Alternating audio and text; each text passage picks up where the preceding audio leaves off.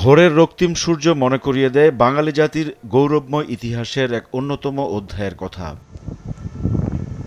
যেদিন জীবনের সব মায়া ছেড়ে অস্তিত্ব রক্ষার লড়াইয়ের নামে সর্বস্তরের মানুষ বিশ্বের দরবারে বাঙালি পরিচিতি পায় হার না মানা জাতি হিসেবে। ৭১-এর এই দিনে সূচনা হয় স্বাধীনতা ছিনিয়ে আনার মুক্তিযুদ্ধের।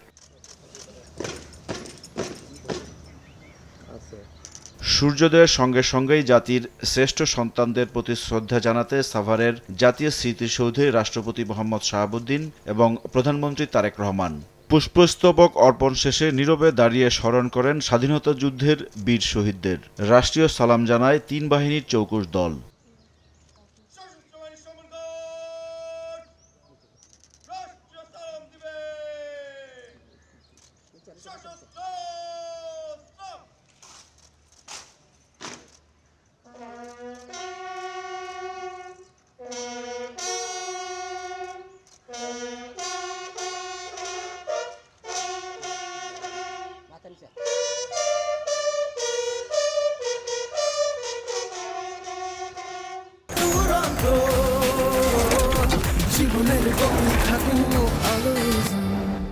পরে মন্ত্রিসভার সদস্যদের নিয়ে শহীদ বেদিতে শ্রদ্ধা জানান প্রধানমন্ত্রী। দলীয় নেতাদের নিয়েও ফুল দেন তারেক রহমান।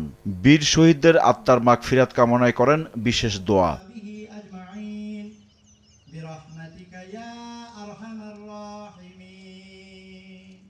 এ সময় যুদ্ধাহত মুক্তিযোদ্ধা ও বিভিন্ন দেশের কূটনীতিকদের সঙ্গে কুশল বিনিময় করেন সরকার প্রধান।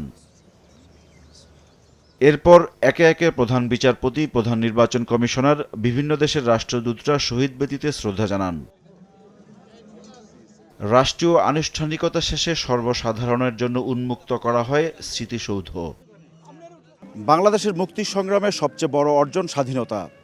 লাখো শহীদের রক্তের দামে কেনা স্বাধীনতা, যার শুরুটা হয়েছিল ২৬শে মার্চ। তাই এই দিনটি দেশের মানুষের অস্তিত্ব, আবেগ, অহংকার আর অনুভূতিতে মিশে আছে। ৫৫ বছরের প্রাপ্তি অপ্রাপ্তি পেছনে ফেলে স্বাধীনতা দিবসে সবার প্রত্যাশা, সব সংকট দূরে ঠেলে গড়ে উঠবে প্রত্যাশিত বাংলাদেশ।